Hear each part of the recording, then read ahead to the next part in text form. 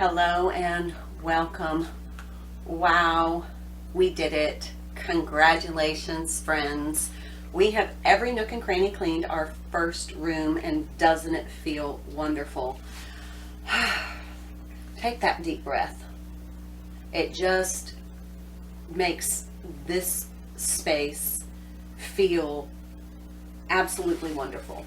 So I'm taking a few minutes to enjoy this very clean and organized room. I'm having some tea, looking at some magazines, and just taking some time to really enjoy this space. Now, I want to talk just a minute about, it's kind of like a focal point of creating the life you love.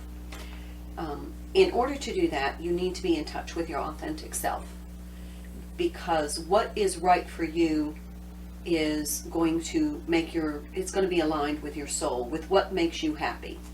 Now, what you see here in these magazines, these are for inspiration, not to be used as a metric of comparison. We don't want to compare our lives to what we see here, because the amount of work that goes into prepping, if you knew that your room or your home was going to be photographed for a national magazine, you would be painting, redecorating, realigning, buying things all over the place to really give it that image the magazine is looking for. Our home is a reflection of our authentic self, our soul self, the soul essence of who you are. That's the only way you're going to be comfortable. If it doesn't align with your soul, if your home, your sanctuary, your soul sanctuary space doesn't align with your soul, then you're always going to feel this kind of uncomfortableness. It's like just not quite right. But when you have things that authentically vibe with your soul, then you're surrounded by that constant, it's the energy. You create an energy, a dynamic in your home that feeds your soul, that soothes your soul, that stimulates your soul. And so when you create your home, what is for you is not necessarily what's going to be in these photographs. These are for inspiration, not for judgment. You live in your home. You don't live in a court. A court is a place for judgment. Your home is a place for a soul sanctuary, for you to feel embraced by the energy of the things, the items you have. That's why I say when you want to decide to purge something, it no longer resonates with you. It just kind of irritates your soul. You'll go into the justification mode of, oh, but you know what? If it's a but, it's a gone. That's it.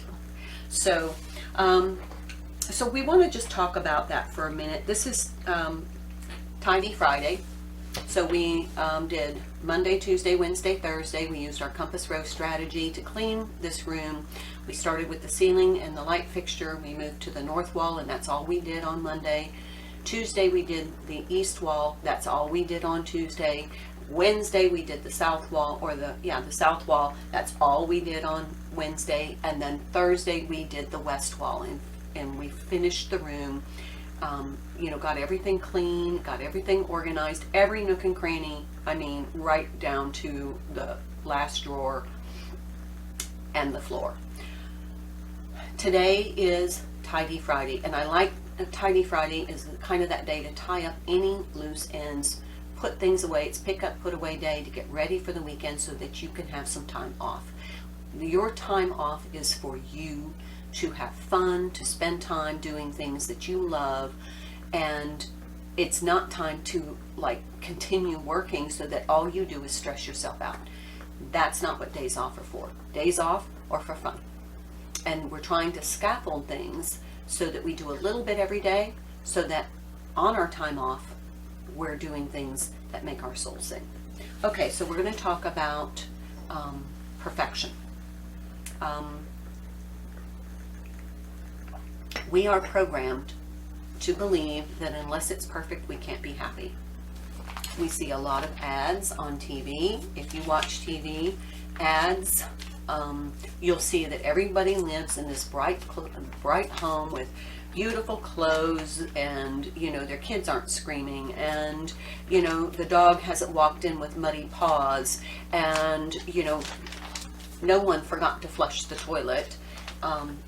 It shows you that if you buy this product, you're going to have a perfect life, and that's not reality. Your life isn't perfect. My life isn't perfect, and it shouldn't be. We only need to create it to be pleasant, something where our soul connects. And so I really urge you on this Friday, after we have some time to spend in this room that we have totally every nook and cranny clean, we have the psychology of clean, we don't feel as though, oh, I've got to get up and clean the floor. It's finished. And so it gives our soul a little downtime. It gives us time to kind of reflect and think about why we have the things in our home, why we have our home structured the way that we do. And as you will go through this process, I'm encouraging you to embrace kind of what makes your soul happy as you go through, and start to align your home with what your authentic self speaks to you. It doesn't have to be right for anybody else but you and your family and those whom you share your space with. But mostly, if it's your space or you're doing this work, it's going to be aligned with you. So just make sure that you don't buy into the unless it's perfect, I can't possibly be happy. So untrue. In fact, such a crock of shit. My life isn't perfect, and I don't want it to be, because that would be a facade. I just want it to be pleasant. I want to have this moment to enjoy, have my cup of tea, light a candle, read a book, put on some soft music, and enjoy this space. I'm surrounded by good vibes. I'm surrounded by treasures that really make me feel connected to family, to my family history, to people who have given me things who over the years that I treasure. And I just want to say, as I say that, I want to say to my friend Michelle, this is that beautiful teapot you gave me, and I love it. And it had a little, she noticed that when she was giving it to me, it had a little chip in it, and she said, oh, I don't know if I want to give it to you now because it's missing that.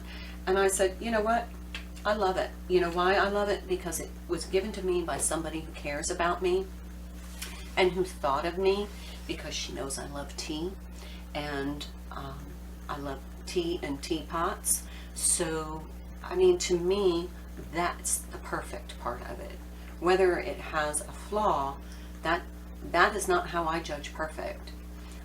Goodness gracious, we've all seen my arm. I mean, that's a pretty visible imperfection from a dog attack. However, it's just a part of what makes me me. So I don't have to be perfect any more than the things in my home have to be perfect. My home doesn't have to be perfect. My life doesn't have to be perfect. So as we go through this process, I really want to clarify, in no way am I trying to advocate that you have to create a perfect life. That's not happiness. That's a facade. You don't need to have a perfect life. What I encourage you to do is to align your life with your authentic self and create from that space.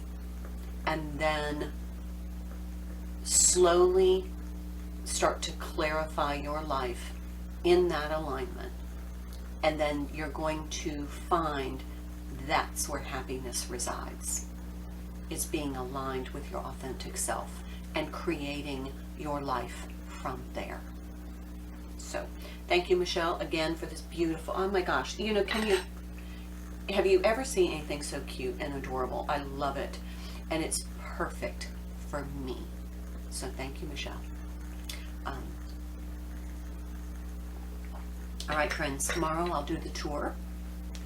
Today, I'm just finalizing, relaxing, enjoying and being able to embrace cognitively and psychologically the fact that this room is clean, organized. I know where everything is, and I know it's every nook and cranny clean, and it's ready for my guests come the holiday season. Okay, that's our little visit for today. Thank you for being here. Take some time for you. Give yourself a facial. Remember, it's facial day. Tidy up Friday. Tidy Friday. Just, pick up, put away, whatever you need to finalize so that you can have some fun tomorrow with friends and family and your pets. Until then, love you.